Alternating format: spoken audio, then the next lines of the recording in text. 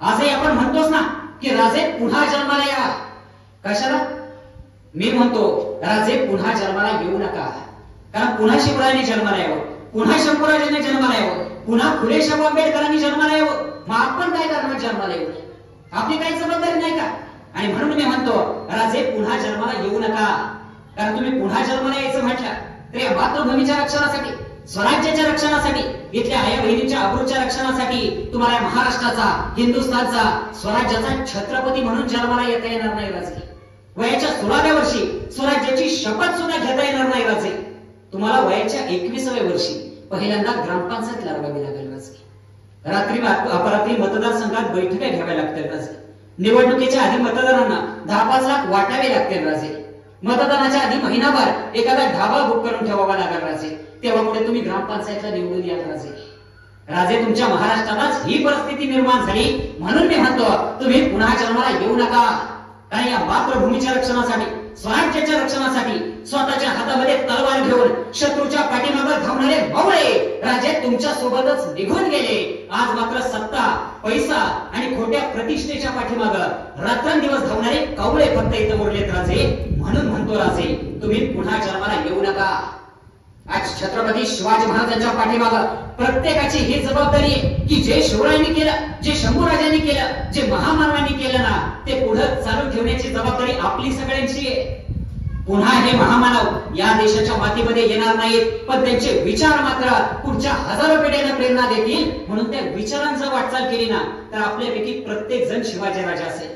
आपल्यापैकी प्रत्येक जण फुले शाहू आंबेडकरांच्या विचारांचा एक आदर्श नागरिक असेल. आणि असे नागरिक ज्यावेळी गावागावात तयार होतील ना त्यावेळी खऱ्या अर्थानं या देशाच्या मातीमध्ये पुन्हा स्वराज्य आल्याशिवाय राहणार नाही. मी बऱ्याच ठिकाणी उदाहरण सांगत असतो. शिवकाळानंतरचा एक प्रसंग आहे.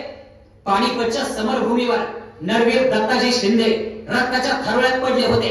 त्यावेळेला विश्वासघातकी नजीबानं हसत हसत प्रश्न विचारला, क्यों दत्ताजी और लढोगे? तसा हातामध्ये शमशीर आणि काळजामध्ये भगवा असणारा दत्ताजी काढला, अरे क्यों नहीं, बचेंगे तो और भी लढेंगे. 350 वर्षापूर्वी बचेंगे तो और भी लढेंगे असं म्हणणारे बावळे या स्वराज्याच्या मातीत होते. आज मात्र बचेंगे तो और भी पिएंगे असं म्हणणारे कावळे महाराष्ट्राच्या घराघरात जन्माला यायला लागले. हे आमचं सगळ्यात मोठं दुर्दैव म्हणावं लागेल. अरे गडकिल्ले ही प्रेम आणि पार्टी करण्याची जागा नाही बांधवानं. 350 वर्षापूर्वी त्याच गडकिल्ल्यांच्या पायथ्याशी स्वराज्यासाठी असंख्य भावड्यांनी रक्त सांडलंय. आज त्याच गडकिल्ल्यांच्या पायथ्याशी दारूचा फेस सांडताना पाहायला मिळतो ना त्यावेळेला आजच्या आमच्या समाजाची तरुणाईची वाटचाल ही खरोखर चुकीच्या दिशेने चालली असा प्रश्न मनामध्ये उपस्थित झाल्याशिवाय राहणार नाही.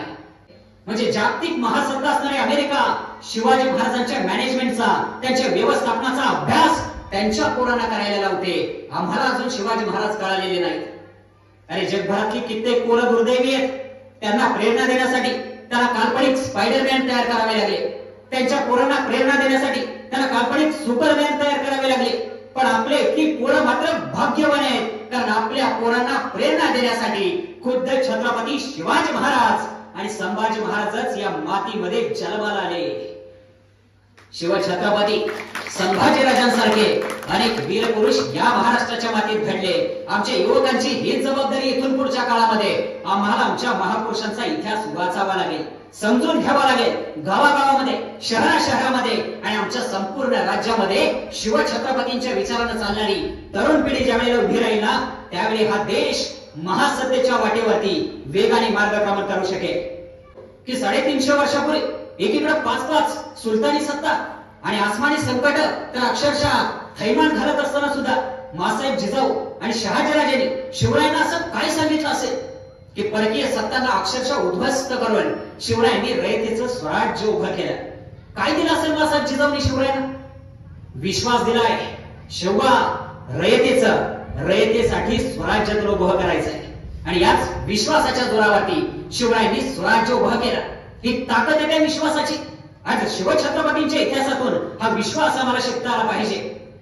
कारण गावाकडे राहतो आपण कधी डोंबाऱ्याचा खेळ बघितला असेल.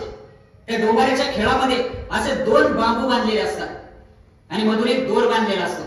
त्या दोरीवर डोंबाऱ्याची 5-6 वर्षाची चिमुरडी पोर हातामध्ये एक बांबू घेऊन दोरीच्या या टोकापासून त्या टोकाकडे अगदी सहजपणे जात असते. अगदी सहजपणे. कशाच्या जोरावरती? त्याला भीती नाही का वाटत की या दोरीवरून आपण खाली कोसळू? कधी त्या खेळाचं नीट निरीक्षण करा.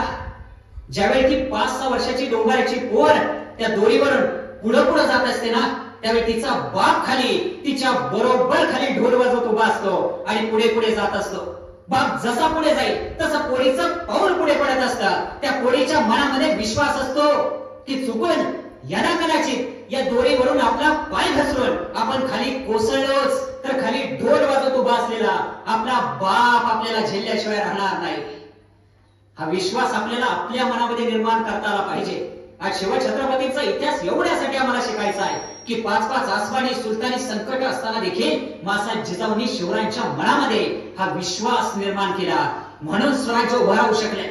म्हणून शिवछत्रपतींसारखा लोककल्याणकारी राजा आज 350-400 वर्षानंतर सुद्धा आम्हाला आठवतो की जादू शिवाजी महाराजांच्या विचारांची, त्यांच्या इतिहासाची.